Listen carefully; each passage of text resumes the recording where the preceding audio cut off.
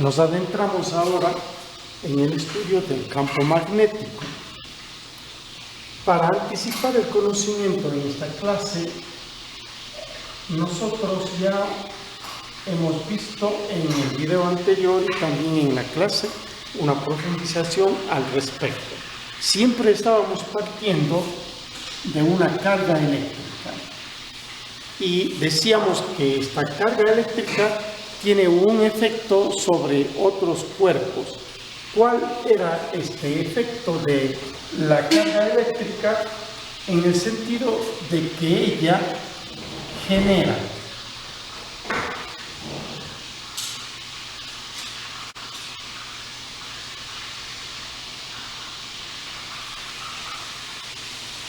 una perturbación, una fuerza.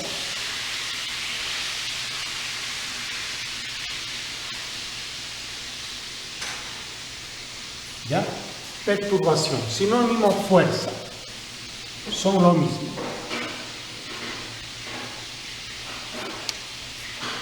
Esta carga que genera una perturbación puede ser de dos maneras: la conocida como electroimán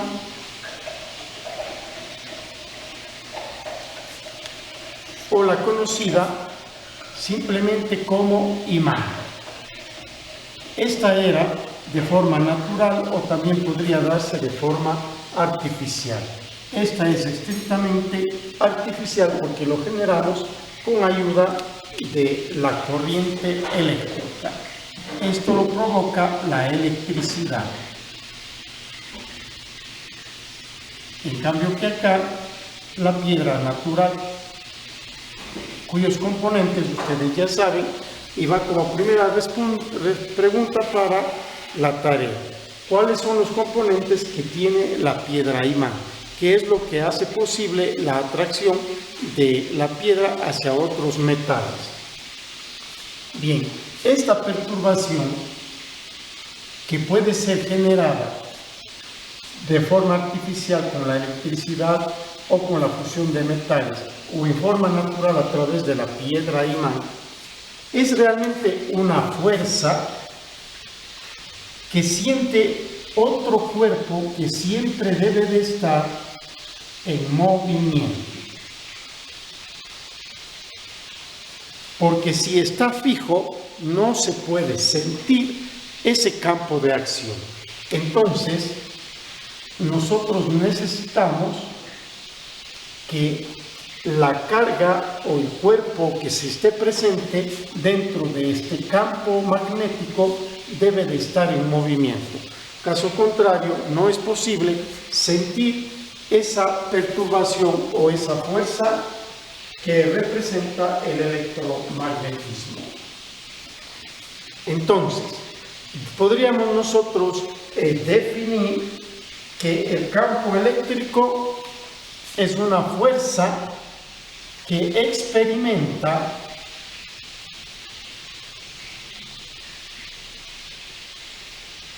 dentro de un campo que esté magnetizado por medio de una perturbación generada bien por un electroimán o bien por un imán.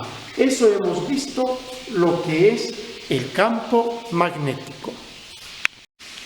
¿Cómo describimos este campo eléctrico? Vamos a la construcción del conocimiento. Para nosotros poder describir, hemos utilizado este desarmador de especial construcción y el hierro, obviamente. Entonces, ¿qué es lo que pasa? Si usted tiene un campo magnético, que lo vamos a determinar con la letra B y una flecha indicativa de que esta es un vector. Si es que el electroimán o el imán está en reposo, ambos en fijo, usted no va a poder sentir la fuerza. Pero si usted le acerca, va a sentir y mueve los dos, hay un campo, hay una fuerza que le permitirá ser atraída al clavo, y si yo me resisto, esa fuerza es posible sentirla con nuestros sentidos humanos, ¿verdad? Si estuviera sin sentidos, pues habría la atracción del más fuerte hacia el débil. Esta carga, que puede ser atraída por este material especial que ha sido construido el desarmador, y de aquí viene la segunda pregunta: ¿con qué materiales posiblemente fue construido este desarmador de tal manera que tenga las características de generar un campo magnético? Es la segunda pregunta que les hago y que deberán enviar en la tarea. Entonces, dos características. El campo magnético existe si es que la carga o el objeto está en movimiento.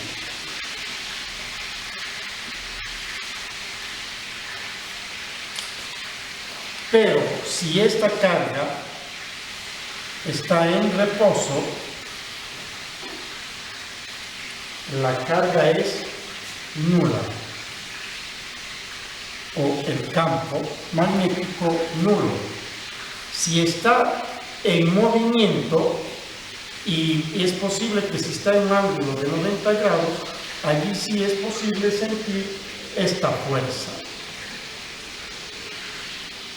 Ahora, esta fuerza, pues obviamente tiene que ser medible, debe de tener alguna situación que nos permita el indicativo físico de que esta fuerza existe. Antes, vemos que esta fuerza tiene dos características primordiales. Primero, esta fuerza es directamente proporcional a la carga eléctrica. Y si es que esta fuerza actúa de la manera perpendicular, es cuando tiene más intensidad o la máxima intensidad de ese campo magnético. Es decir, se sienten las fuerzas siempre en un ángulo de 90 grados. Si es que la velocidad de la luz, si se trata de un electroimán, va hacia ese sentido, la fuerza del campo magnético se sentirá en un ángulo de 90 grados en su máxima intensidad. Tiende a anularse si vamos en ángulos menores o bien en ángulos mayores a los 90 grados. Bien. Esta fuerza que se siente tiene, al ser un vector, los tres elementos que son la dirección,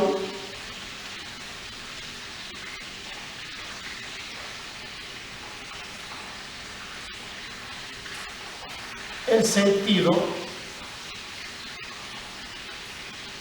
y la magnitud o módulo.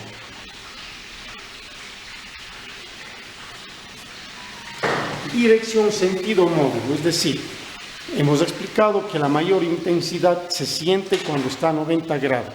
Eso es indicativo de que tiene una dirección. También es indicativo de que tiene que haber un sentido y un módulo. Ahora, ¿cuál es la dirección de esa carga? Puede ser perpendicular o cuando va en el mismo sentido que la velocidad. En el caso, entonces, la fuerza que se siente va a ser nula. Si cuando la dirección de la corriente eléctrica o de la carga va en el mismo sentido que de la fuerza, esta es nula. Y el sentido, nosotros le vemos con la regla de la mano derecha. Habíamos dicho que el campo B es perpendicular a la fuerza que experimentamos. Y a su vez, el campo es perpendicular con la velocidad que lleve la corriente eléctrica. Y usted podrá ver los sentidos. En resumen, quedaría que la fuerza siempre va a estar perpendicular al campo eléctrico y a la velocidad. Por último, el módulo nos indica que el campo magnético tiene una medida. Y esta medida del campo magnético, que lo señalamos con B, es directamente proporcional a la fuerza, lo que habíamos dicho, pero para medir utilizamos inversamente proporcional al módulo de la carga o valor absoluto por la velocidad en el ángulo que lleve.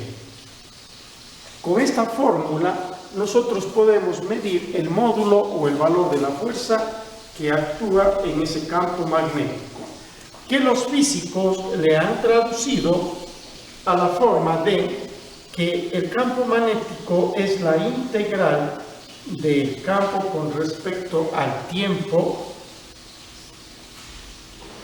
del campo magnético multiplicado por la derivada del tiempo. De esa manera hemos logrado una descripción de cómo actúa la fuerza del campo magnético.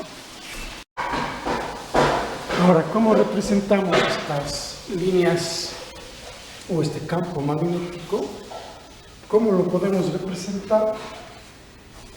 A través, primero, de las líneas de inducción. El campo magnético está representado por líneas de inducción. Y estas líneas de inducción son infinitas, es decir, no dejan espacio.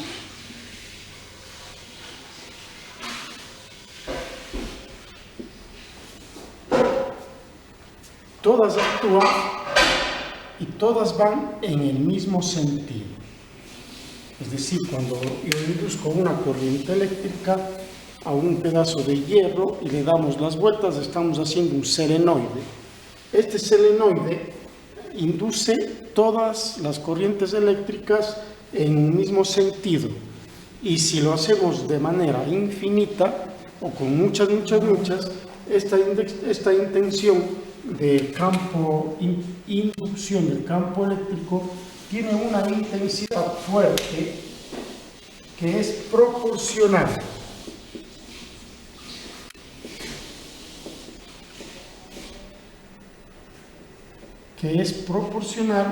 a las líneas de inducción. Es decir, entre más líneas le damos al solenoide, más fuerte tiende a ser, aunque claro, no le podemos dar infinitas inducciones o infinitas vueltas al solenoide, porque simplemente no se puede dar a no ser que tengamos una carga eléctrica bastante fuerte. Hay un cierto número y esto se realiza a través de diferentes cálculos. Si estas líneas de inducción están todas juntas, aún la intensidad suele ser mucho más fuerte, a no ser que hagamos con un distanciamiento cada una de las envueltos que le hagamos con corriente al solenoide. No podemos, siempre tratamos que poner juntos y tenemos que aprender que mientras más juntos estén, más intensidad me dará el campo magnético. Y su actuación en el campo magnético es en todos los planos perpendiculares. Es decir, si tenemos un plano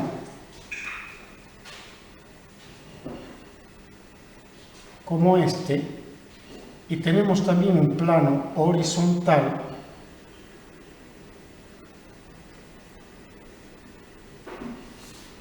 pues las fuerzas de inducción actúan perpendiculares a este plano, al plano horizontal, es decir, en este sentido. Y también actúan perpendiculares a este plano, es decir, en este sentido. Y si vemos al otro lado también, y por debajo también. Es decir, se da una representación magnética perpendicular a todos los planos en los que esté representado el solenoide. Por último, solamente es posible para cargas continuas.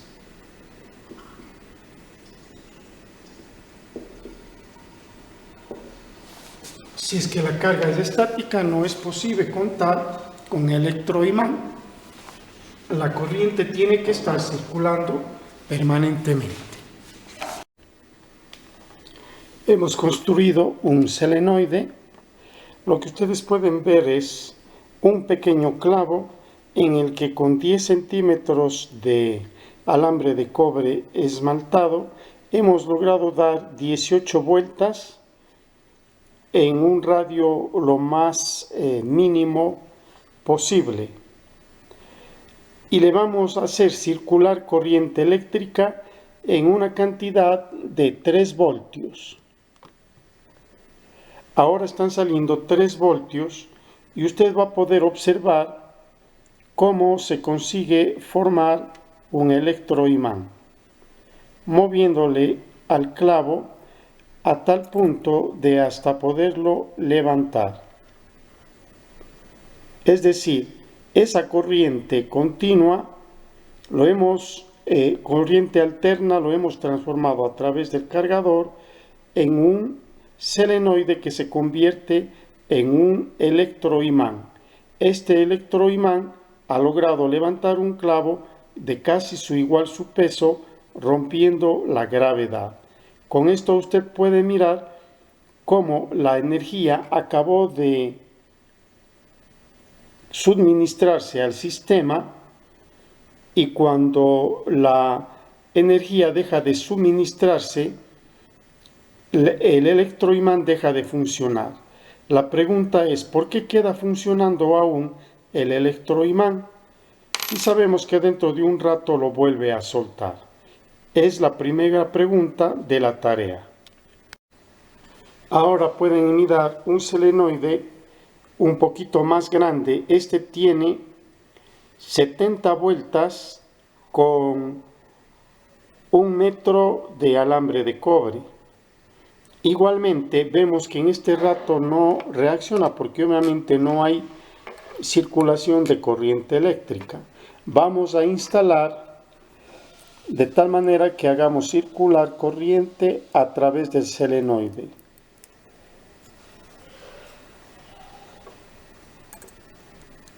No olvide que las puntas deben estar un poco lascadas para que la corriente pueda ser efectiva. Ahora le vamos a prender el suministrador de energía o alternador que convierte la energía alterna en energía continua. Y usted podrá observar cómo funciona con la corriente a manera de un electroimán, o mejor dicho, es mismo un electroimán que nosotros hemos construido con ayuda del suministro de corriente eléctrica. Tenemos que esperar a que se cargue un poco. Aparece que se desconecta. Hay que tener seguridad en el suministro.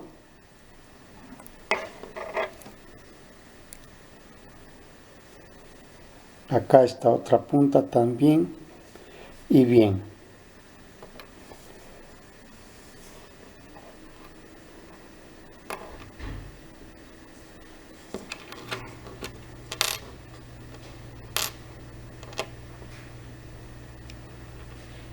Y vemos que la fuerza puede ser visiblemente mayor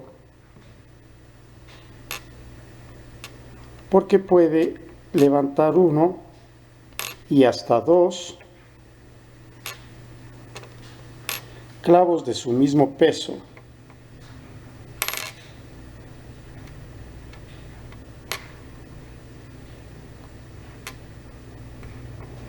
Bueno, lo consigue levantar, pero la fuerza sí es un poquito mayor porque con el anterior ni siquiera podía mover el segundo clavo. Bien, entonces ahora tenemos un solenoide que hemos logrado darle las 120 vueltas, pero con un menor distancia de alambre de cobre en apenas con 1 metro.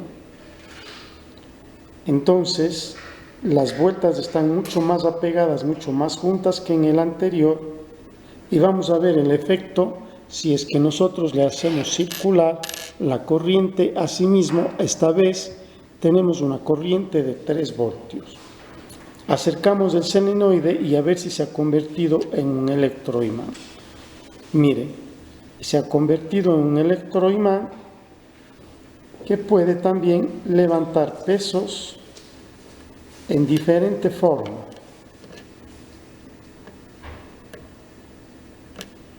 Pero al ser más fuerte, esperamos que levante más pesos.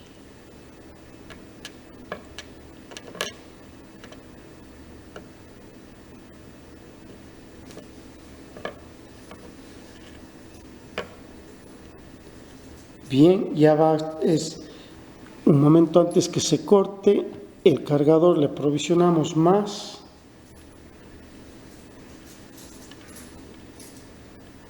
Y ha podido levantar más pesos.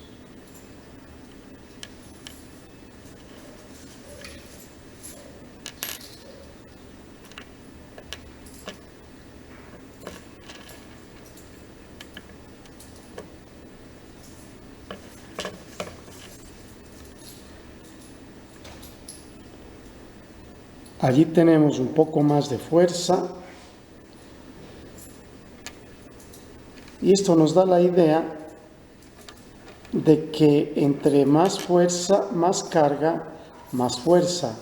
Y vamos a medir con el número de vueltas en relación con la distancia del alambre la posibilidad de que un selenoide sea cada vez más fuerte. Finalmente, veamos qué es lo que pasa con un selenoide que hemos construido mucho más grande. Pero aquí hemos dado 150 vueltas, pero la longitud del alambre ha sido de 2 metros con 40 centímetros y el espesor del hierro es bastante grueso. Y vamos a observar qué es lo que pasa. A pesar de ser la corriente de 3 o de 2 amperios, miren que no ejerce mayor fuerza. Al contrario, hay que esperar un buen momento. Entonces, ¿qué conclusión puede sacar el estudiante de este experimento? Entre más vueltas le damos al selenoide y mayor longitud de distancia en alambre de cobre utilizamos, ¿qué es lo que pasa con la energía que se convierte en energía magnética a través del electroimán? Vamos a la etapa de consolidación. Entonces, nosotros vamos a analizar las fuentes y medidas del campo magnético. Bueno, ya hemos visto que las fuentes simplemente son, uno, la corriente eléctrica, ¿no? Y no entendida la corriente eléctrica como el hecho de las grandes empresas nos han logrado producir 120, 220, 400, etc.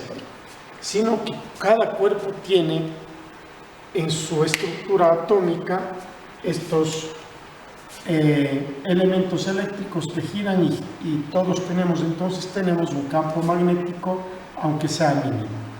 Pero el asunto es que esta corriente eléctrica nosotros le hacemos circular a través de una bobina.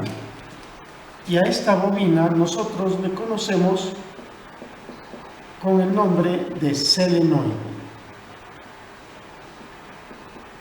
¿Qué es un selenoide? Entonces, una bobina que está estructurada de un alambre, de un objeto de hierro o de cualquier material que tenga compostura suficiente para transformarse en electroimán. Y en esto está dando vueltas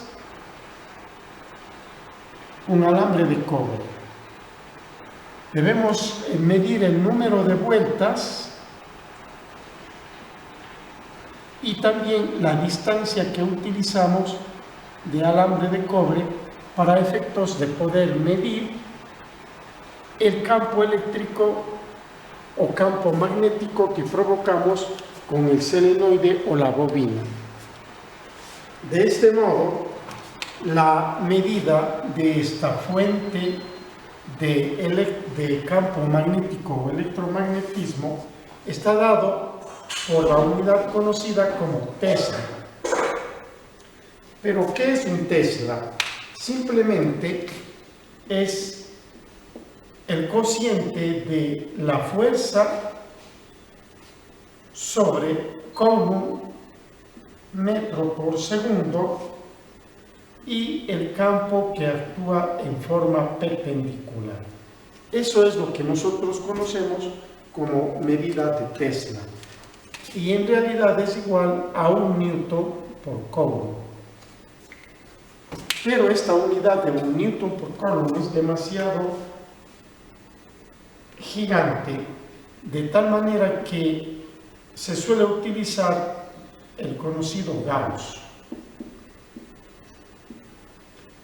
que lo denominan con la letra G, y es igual a 10 a la menos 4 teslas.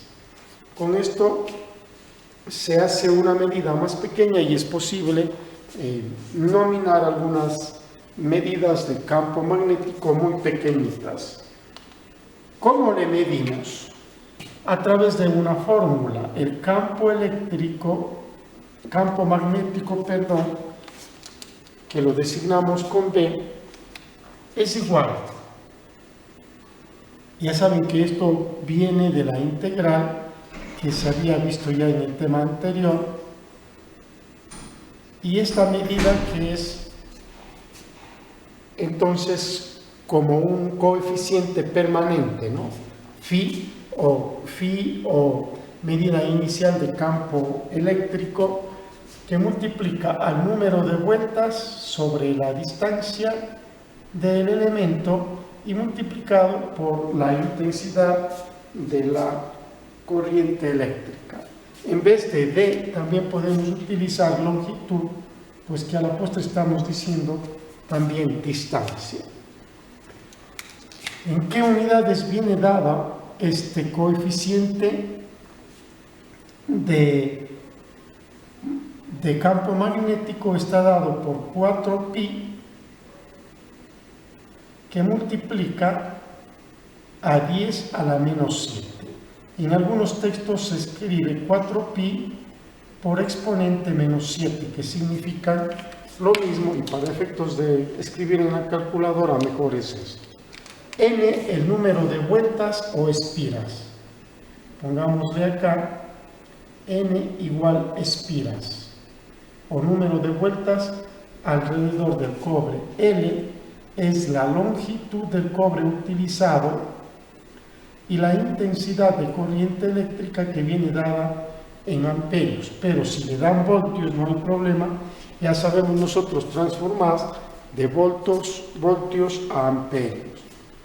Finalmente, ¿cómo aplicamos esta fórmula? Vamos a desarrollar un ejercicio bastante simple que dice calcular el campo magnético que provoca 400 espiras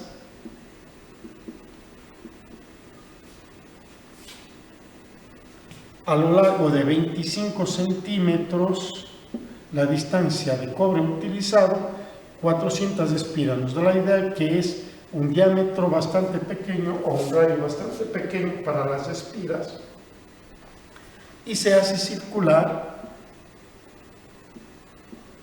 2 amperios de intensidad de corriente eléctrica. ¿Cómo aplicaríamos para medir?